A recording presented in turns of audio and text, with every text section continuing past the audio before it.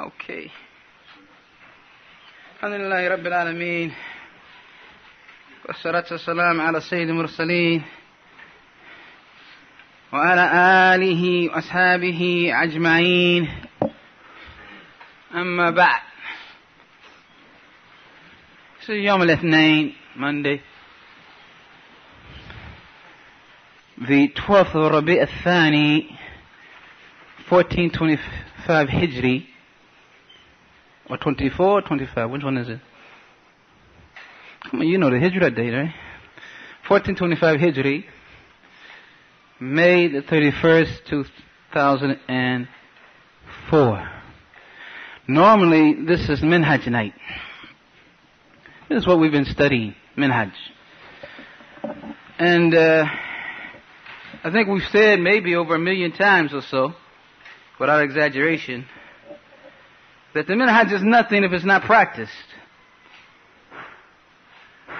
If it's not practiced, if one doesn't act upon it.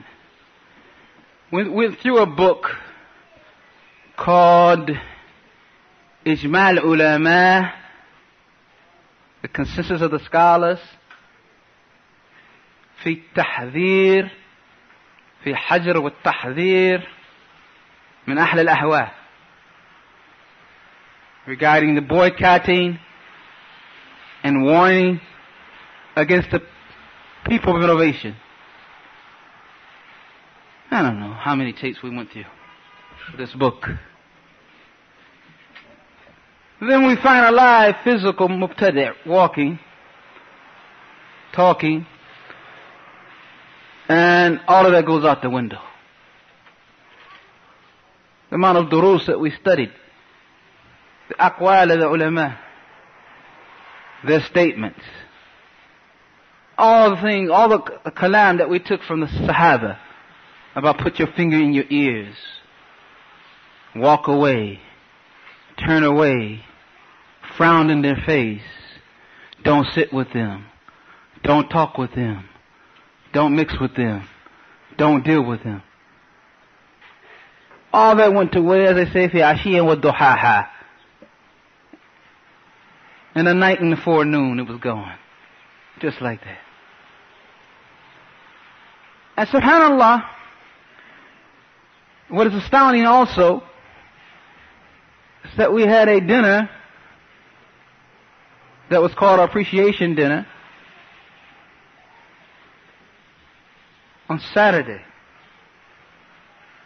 And we spoke about, on Saturday, the statements of Sheikh al-Anjari, Abu Uthman Muhammad al-Anjari, Hafidhahullah, that da'i in Kuwait. And the statements that he made regarding the issue of carrying the banner with wuduh, with clarity. وَالتَّمَيِّز, being distinguished and distinguished from Ahl al-Bid'ah. And these type of issues, we spoke about in detail. That the Ta'if Mansura, what makes them Mansura victorious, and what makes them Zahireen apparent, even though they have qillah, they are a small amount, is what?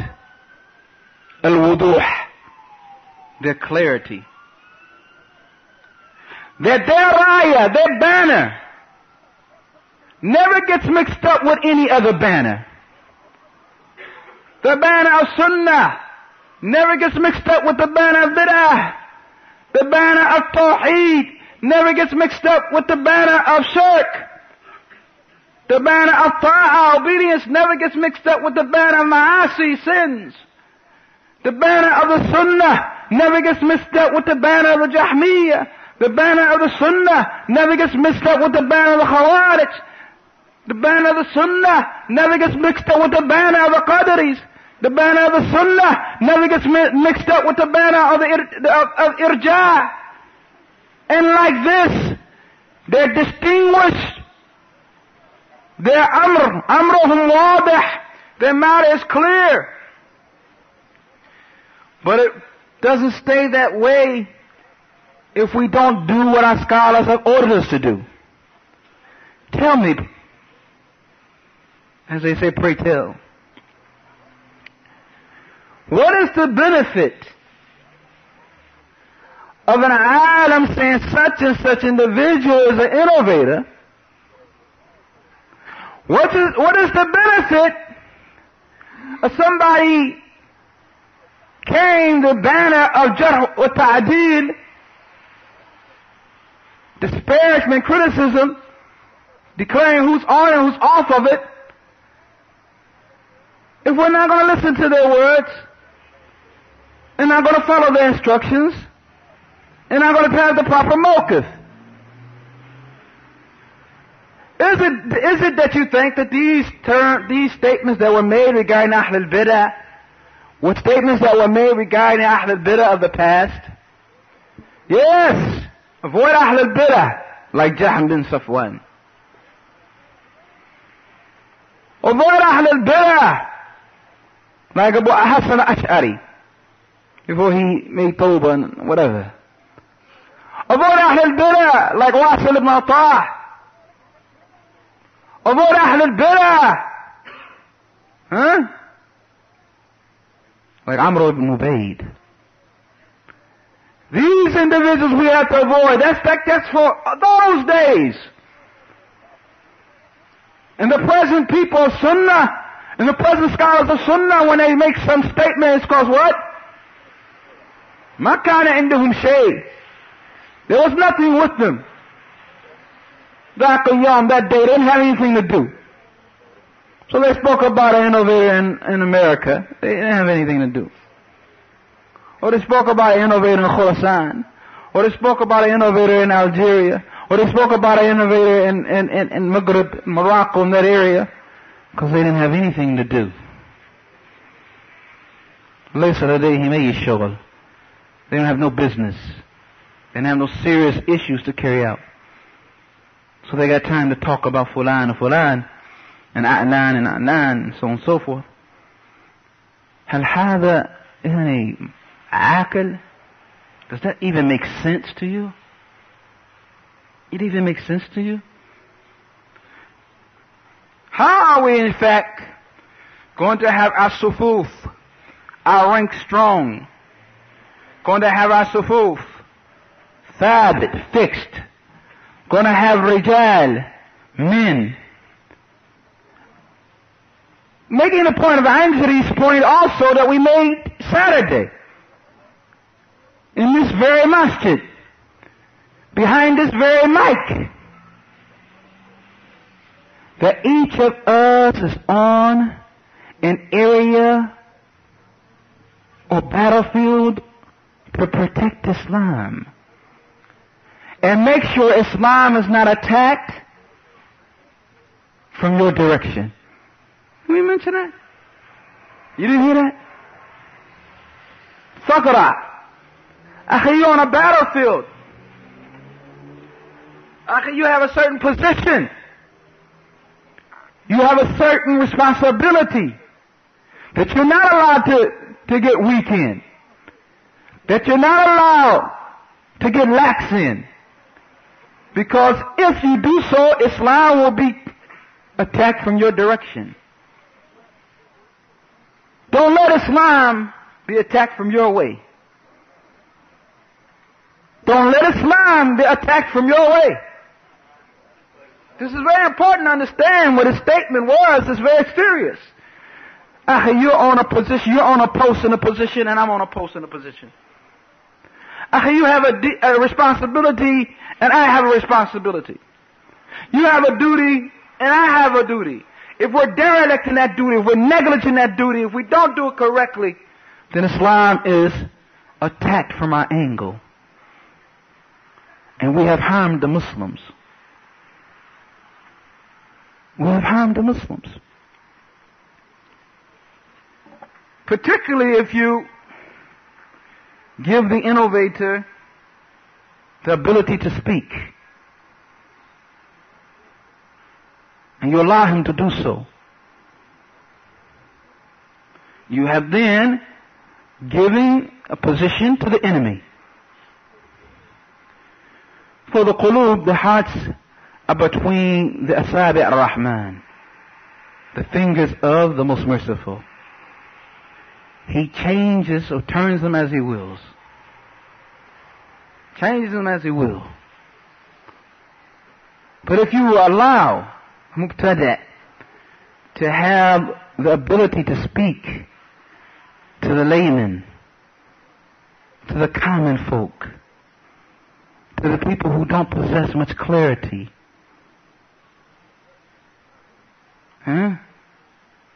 you fall under that narration,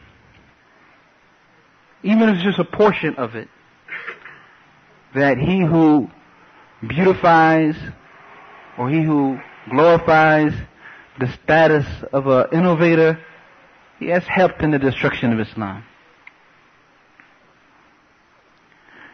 You may not feel that, due to the absence of knowledge, due to the hardness of hearts, due to many reasons. Just like Christians don't feel that it's all that bad when they're committing shirk. And a Muslim feels it at the bottom of his heart that, hey, this is off. This is crazy. What did he just say about Allah? Majnoon. Hada. So it's levels, maratib of knowledge and the like. Now, normally we read from Ahmad Najmi's book, Al-Fatawa al-Jaliyya and Manahaj al-Da'awiyya. But obviously there are things that we need to go over and over again. Now I'm not saying that we have to have some type of tape recording that says, be warned against Ahl al-Bid'ah, be warned against Ahl al-Bid'ah, watch out for Ahl al-Bid'ah, don't sit with Ahl al-Bid'ah, don't speak with Ahl al-Bid'ah. But I mean, subhanAllah, you go through a exorbitant, large amount of tapes dealing with this subject. And you say in every khutbah, كل بدعة ضلالة وكل ضلالة في النار. Matter of fact, the khutbah for this week was on bid'ah. Friday, all we did was bid'ah. And what keeps it from getting through or from staying focused? There's a proper way for Mubtadi' to make tawbah. And we have stated regarding this individual, Abu Usaamah al-Dhahabi, who's for the last week or two has had this zeal to try to make tawbah as he states it, and do so by connecting himself to either Abu Uwais or Masjid Rahmah. Untold amount of times we have said to this, sent a message, because we don't speak or sit with these people, that all you have to do, your issue is with the scholars, so go to the scholars. What does it benefit me to go to Zayd and Amr if my problem's with Sheikh Rabi' ibn Hadi? Or what does it benefit me to go to Musa Mahmoud if my problem is Ahmad Najmi or Zayd Madkhali? What does it benefit me to go to someone else? This is not the way or not the proper procedure to address the issue. It is not the proper procedure to address the issue in that manner. You don't go to a layman or even to Talib al-Ilm or to Waylib and say, clarify my situation, I've come this. No. You find in this book that everybody read, Al-Wasaya Saniyya, or Radiant Advices, to those who have made tawbah and came back to Salafiyya. You find in the latter chapters, as I was informed when I and benefited when Aqil Ingram, the brother in Asbury Park, that we all know, who had translated the book, I believe, at one point. I asked him, did he recall any narrations regarding this matter? He said, yes, in this book. And in the book, if you look at the latter chapters, and most of the brothers have read it, you find that all of it is individuals going to Ahl al-Ilm. Going to Ahl al-Ilm. To the people of knowledge for these issues. And that's because Ahl al-Ilm are the people that you go in these serious affairs. You don't go to anybody, you go to Ahl al-Ilm. Specifically,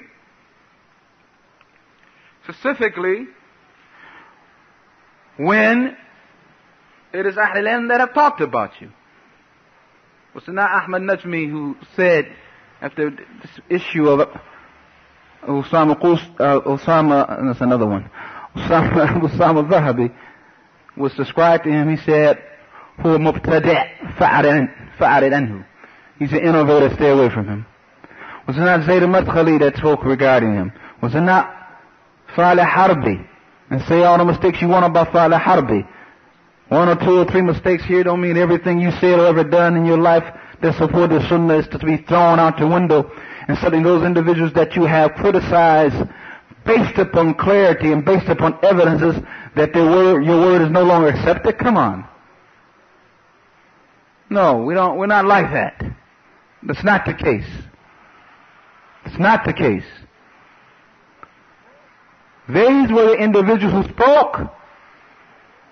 If you heard that Ahmad Najmi spoke about you, who would you call? Ahmad Najmi. You heard Zayd Madkhali spoke about you, who would you call?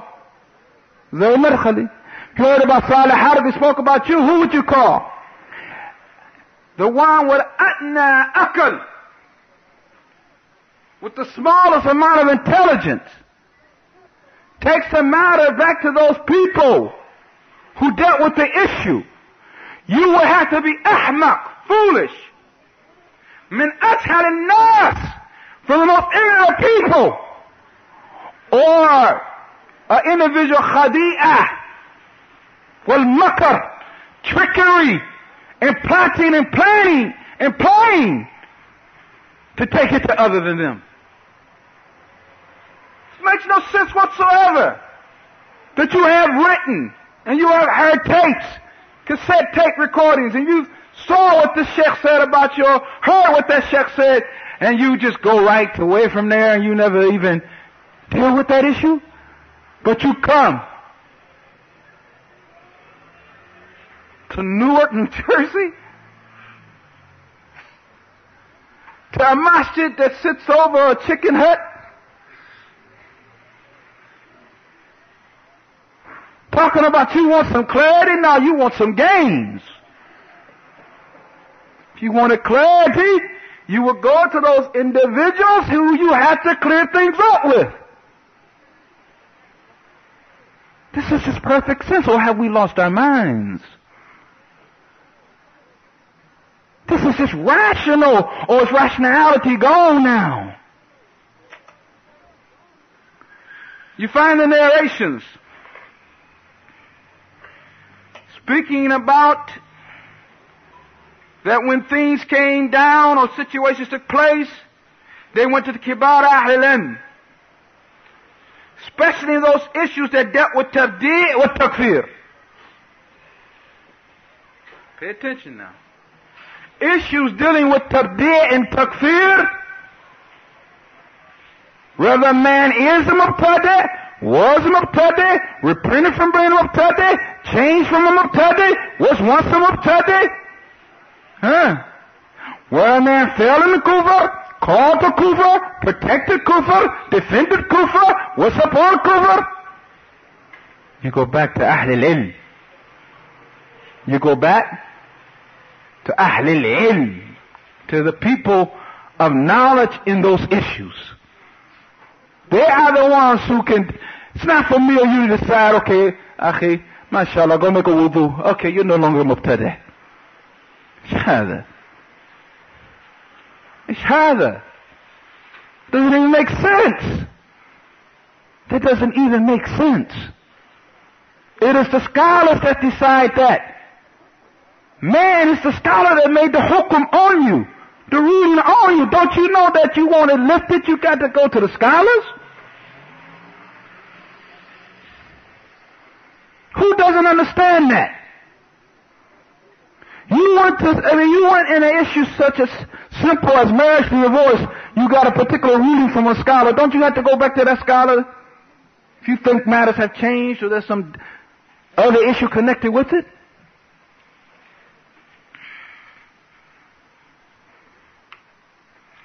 So he brings the point. فهذا يحيى بن يعمر البصري وحمير بن عبد الرحمن الحميري البصري.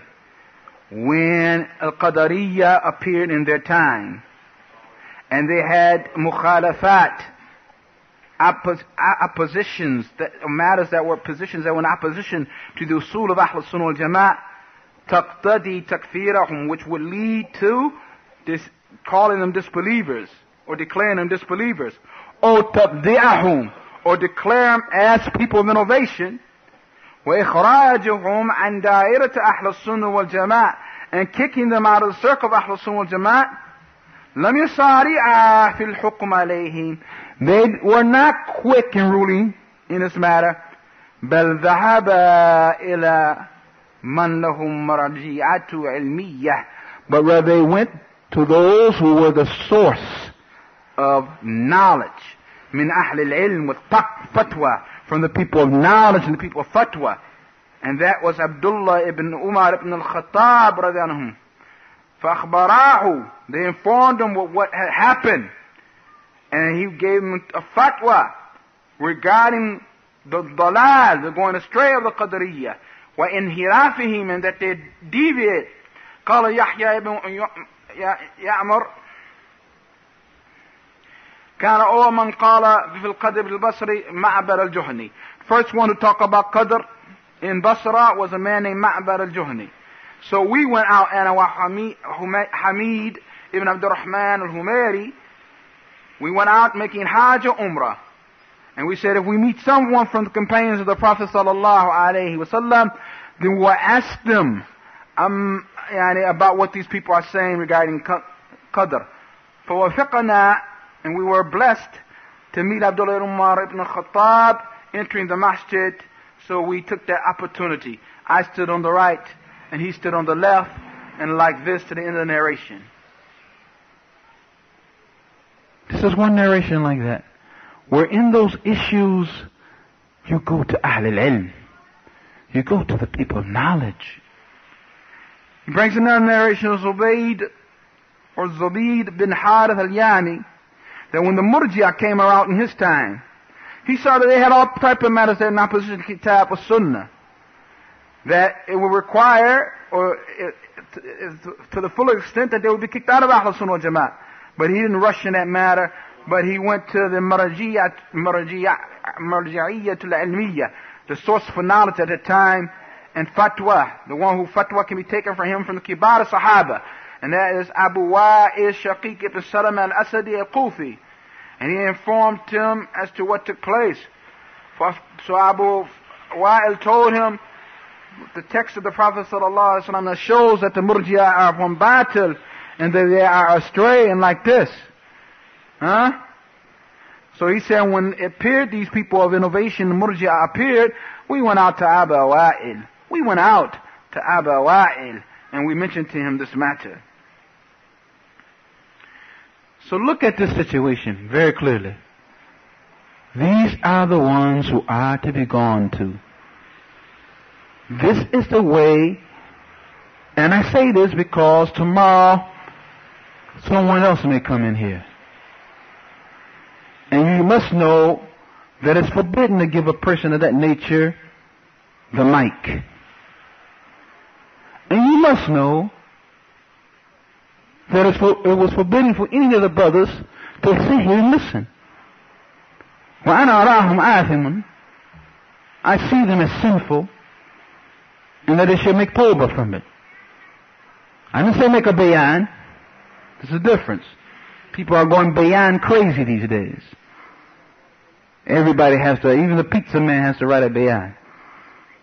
Nobody's listening to him anyway. But he has to write a bayan. No, but to allow yourself to listen to the words of a mubtada' is wrong under any circumstances. And no one can say, well, the administration allowed this. The administration did not allow this. If one individual allows, it doesn't mean the administration allows. And that's why I heard one brother say, administration allowed. But know this, that no one is above reproach. And no one is above making mistakes. And that if yawm and ayyam, if a day comes, and may Allah protect us from it, that the administration lets the mubtadi speak, you're supposed to sit here and listen? Okay, when is going to get a point where we practice this minhaj? I think because we're somewhat isolated or protected, or at least we feel we are. You know, some of us, our minds are on something else, man. We're involved in all types of ma'asi, maybe. May Allah forgive us. And neglect of this and that and the other. Tied up with this business and that business. All types of dunya issues. Minhaj, what? What's minhaj? Whereas if our back was against the wall, and we was in some place like Najaf, and the Rafida was cutting off our necks, or somewhere else was some other group of Ahl al-Bid'ah was doing that, or the Takfiris and went mad like they did in Algeria and other places and was cutting off heads, then you feel different about the matter.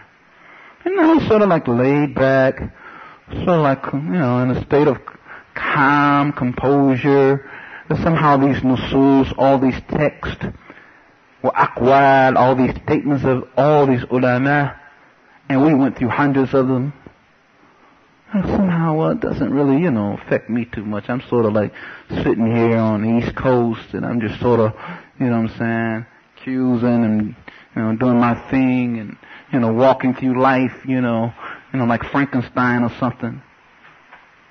This is the mentality, it seems. As if this is not the waqi, and this is the reality. Run into these mubtadi'een every day, almost in every masjid.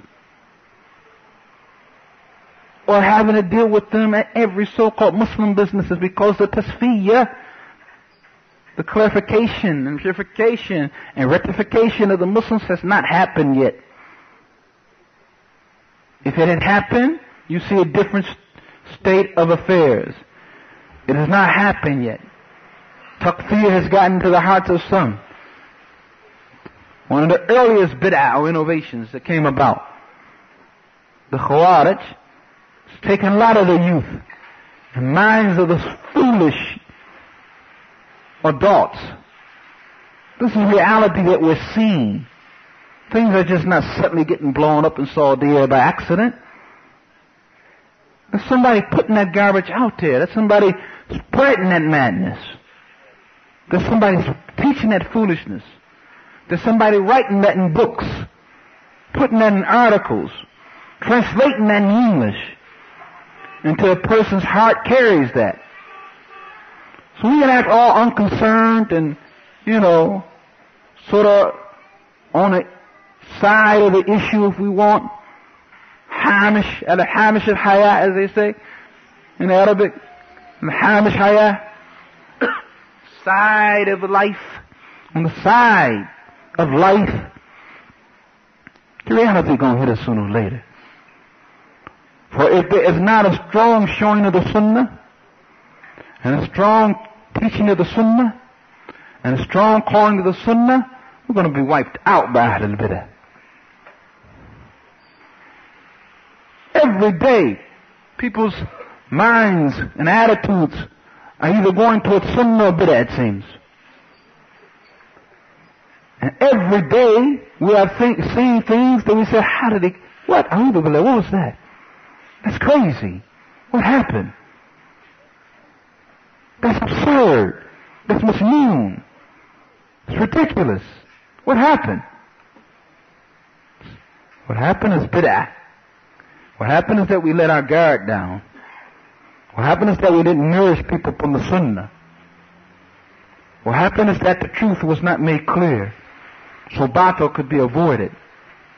What happens is that we let emotionalism get involved in a program that demands that you be steadfast, and that you be thabit, and that you be upright, and that you be fixed, and that you be strong, and that you have resolve. This is nothing to play with.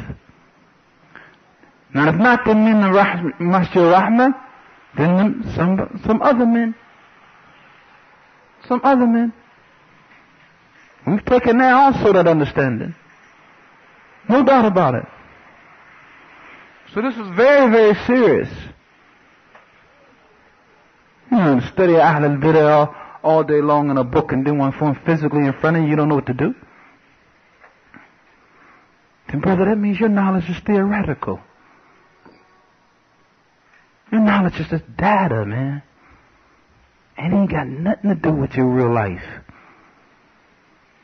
It ain't got nothing to do with your reality, man. You are dislocated. You are disconnected. What's the benefit of studying it if we're not going to act upon it? What is the benefit of it? Is it a matter of just writing something or just hearing something or sitting somewhere just to pass the time? I certainly didn't intend that. It was not my motive. I almost said the word motive. It was not my motive. Seriously, that ijma' ulama, the consensus of the scholars, in warning and boycotting Ahl al-Bid'ah was for entertainment. Wasn't like, okay, brothers, y'all don't have nothing else to do. Come on, let me talk about this. No. Serious. Serious, bi'idhnillahi ta'ala. Now, part of it might be the ignorance of brothers as to if the individual is a mubtadi' or not, from the standpoint of not keeping up on the information that's out there. And I said it 100 times and I'll say it again. Many of our brothers think the only innovator on earth is Abu Muslima. I don't know if he could have walked in here and got on the mic. But I like to know the difference between the statement of Sheikh Rabi that says Abu Muslim Hizbiyun Kadhab is a Hizbi and a liar, and the statement of Ahmad Najmi, or the statement of Zayd Madkhali regarding Abu Usaamah al-Zahabi, saying when there was a situation was described to him as that he is an innovator, stay away from him. What's the difference? This is Ahl al-Ilm, that's Ahl al-Ilm. This is a ruling, that is a ruling. This is a position, that is position. There should be no difference unless there's something personal there. That your avoidance of and harshness regarding Abu Muslima is from a personal position, not based upon deen. And he said a disparaging word, or he looked at you ugly, or he didn't let you in on his inner circle, or for some reason or other he just didn't want to be friends with nobody. The motive for the position should be based on the fact that Sheikh Rabi has said what he said, with the evidences that Sheikh Rabi said it with.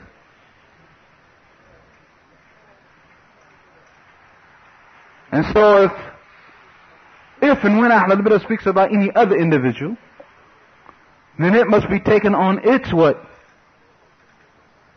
Basis, on that basis alone also. So if you're not going to pick up and take a phone call from Abu Muslima, you shouldn't pick up and take a phone call from Abu Usaamah al-Zahabi. You're not going to hug Abu Muslima in the middle of the streets. Because what? Because Sheikh Rabi said Kate what Kate and this about him. You shouldn't be hugging Abu Usaamah in the middle of the street. Why in your mind there's some difference? Bring me that difference with his evidence. I'm really sorry that I have to waste my breath on this madness. After we studied what we studied. And unfortunately, the people look at us in a manner that we don't deserve to be looked at. They say, oh, mashallah, them brothers got ilm online going on. All the mashaykh they call. I don't know, they have this sheikh on this day and that sheikh on that day. And they connect with this sheikh and they connect with that sheikh. And they're doing this and they're doing that. Really, we're not doing anything. And I'm a witness. Not doing anything. But when everybody is moving like tortoises, then the guy who's just a little bit faster looks better. Well, he got past that turtle. Looks better. But don't get in a state of ghurur, delusion. Don't get filled up with yourself. Don't get astonished with yourself. Don't allow your head to get big. Don't start to believe the hype, because you will destroy yourself. Haven't established anything. Haven't done anything. Rather than say they have ilm online, mashallah, we should flip that around and say, well, what the heck they need ilm online for? Why don't everybody speak Arabic? You need somebody translating to them for still. How long that's going to go on? If you're building something, you have Arabic being studied in the masjid. You having people coming out here fluent in the Arabic language, so that they can pick up a proper books and know the usul on their self, know the usul on their own. So when some mubtadi come in, they know how to refute them, not necessarily in a detailed manner like a scholar or student knowledge, but in the general sense that this is somebody I'm not supposed to talk to. I mean, I would have thought that out of a million things that could have been ingrained, that one there should have been like a staple. Don't talk to innovators, man. Don't talk to innovators. How many times did we talk about it? Don't sit with Ahl al-Bidah. I know. My voice got hoarse from it. Screaming in the middles of the night of summer. Don't sit with Ahl al-Bidah. Don't talk with Ahl al-Bidah. Don't walk with Ahl al-Bidah. Don't Ahl al-Bidah. And some brothers, mashallah, their whole body shook from laughter. Yeah, no, we understand, yes. Father. Right. This is where you have to pump it up and not despair.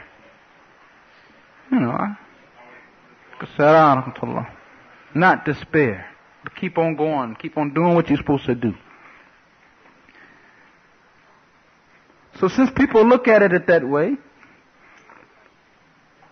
then there may be some fools out there, in particular this fool, Usaamah al-Zahabi, who may believe that if he connects himself with the name of Masjid Rahmah, or this brother or that brother, that this would have given him some clarity. No. This is not the case. And if it's the case in the mind of those who are that ignorant,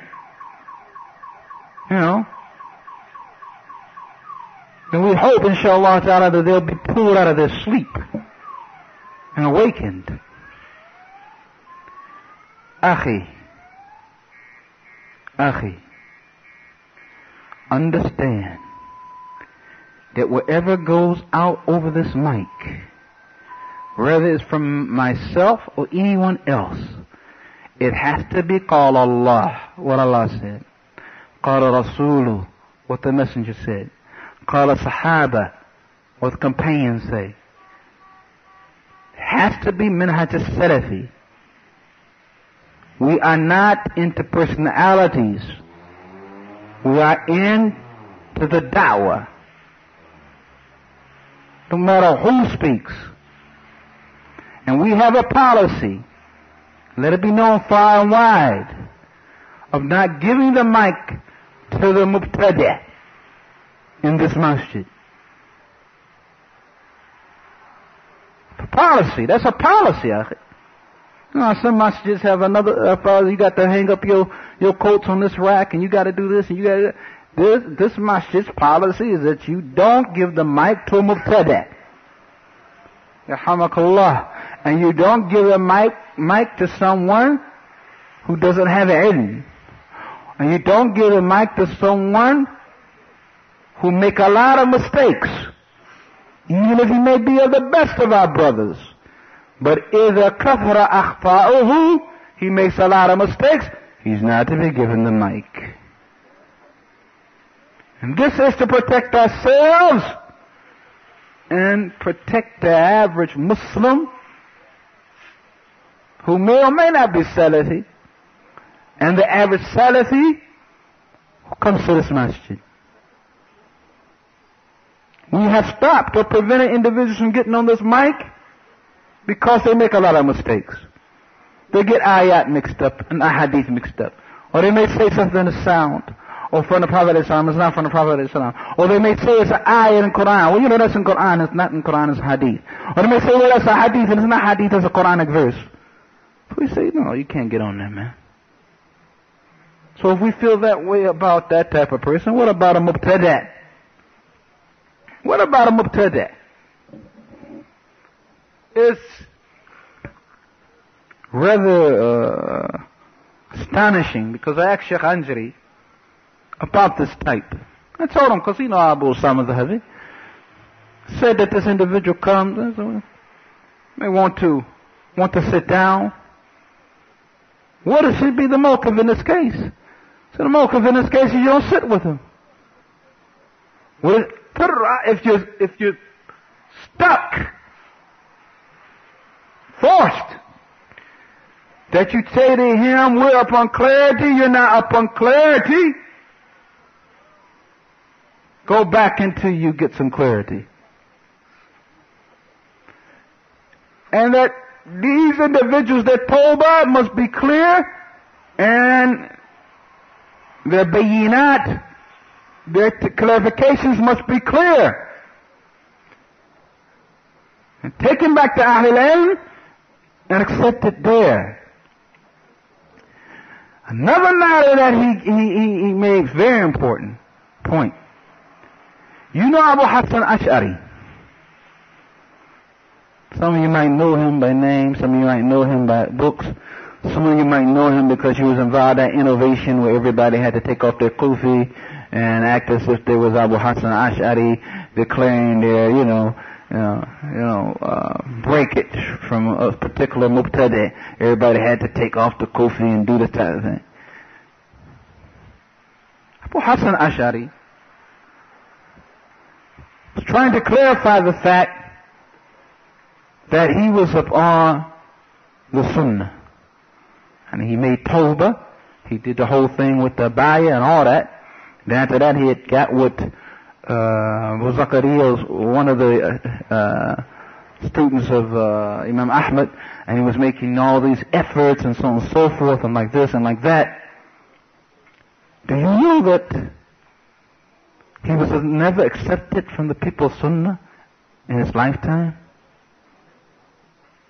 The Shaykh al-Islam Ibn Taymiyyah rahimahullah says, and this is what Anjari related to me, that they never accepted him until after his death.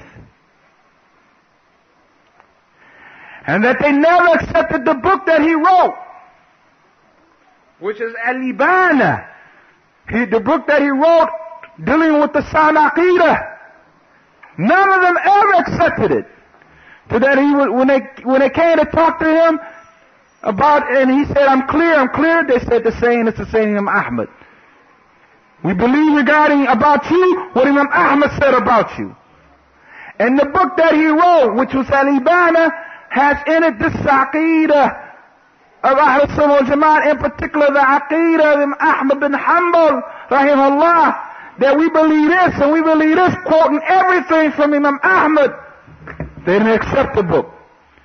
Because they said it is not right or correct that right after he made Tawbah, after being somebody who was a ras, a head in innovation in bid'ah, that now he's a head in sunnah too. Overnight? How? No, let him wait.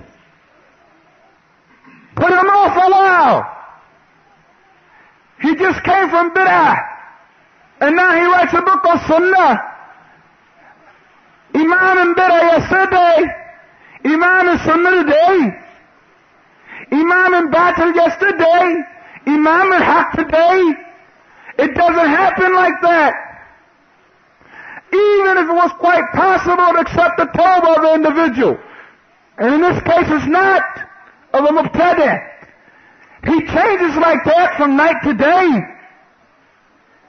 All of his mindset, all of the way that he was, the way that he was looking at issues and dealing with issues and presenting issues, all that's gone, all that changed. No, Ahlul Sunnah aren't that stupid. They're not that stupid. They're the most knowledgeable people regarding Allah and the most merciful regarding the creatures. They are the geniuses of this ummah. You can't get much past them. They can read you with their eyes closed, man. So you don't go from being a mubtadi' to being all of a sudden Mr. Sunni. Even if Shaykh Rabi says he's cool. So Ubayd al-Jabbar says, oh yeah, he's alright. I mean, it's okay now. We know what we got to do. Weren't you listening to one of the earliest tapes that Shaykh Rabi did? And I translated it regarding Abu Muslim al-Kadhab. He said that even if he made Tawbah, then we'll do like what the Prophet ﷺ did those group of people.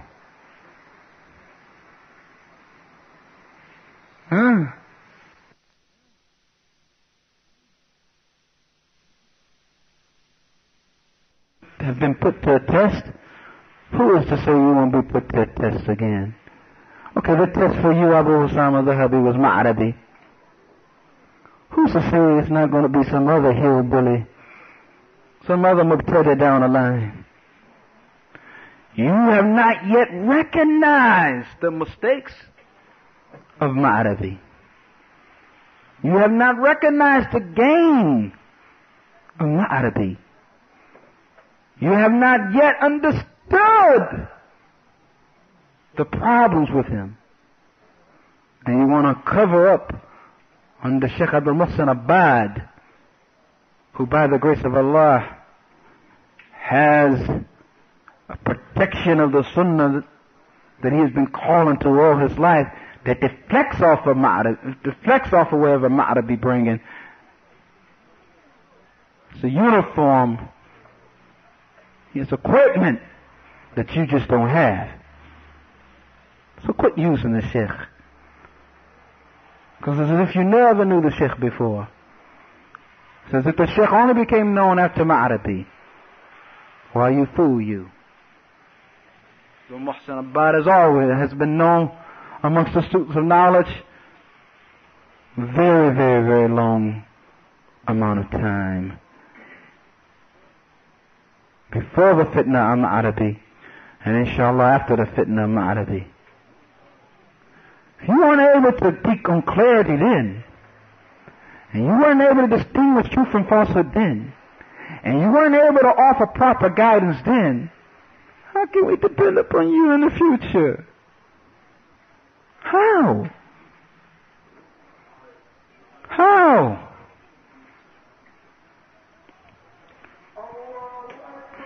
So inshallah ta'ala, I hope that this is a reminder that benefits the believer. I know that we avoid Ahl al-Bid'ah because we've been told to, not out of any fear. Because some brothers might have that type of stupidity in their mind, that someone's running from someone. Yeah, you run from shaitan too, don't you? You seek refuge in Allah from that madness. But if you got to deal with him, you got to deal with him. Understand that. We do what the scholars, we do what those, what the Salaf Salih told us. We're on that program. But don't get it wrong.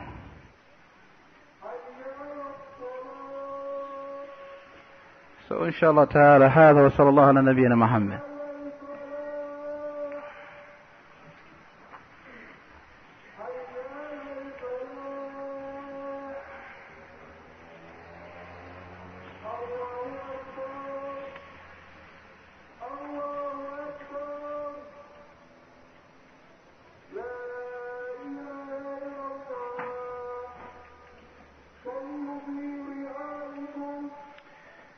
What, is it raining or something?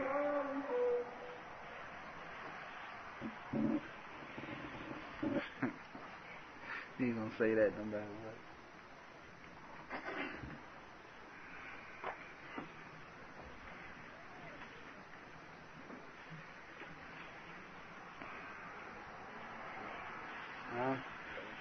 Yeah, I'm bust. We're done.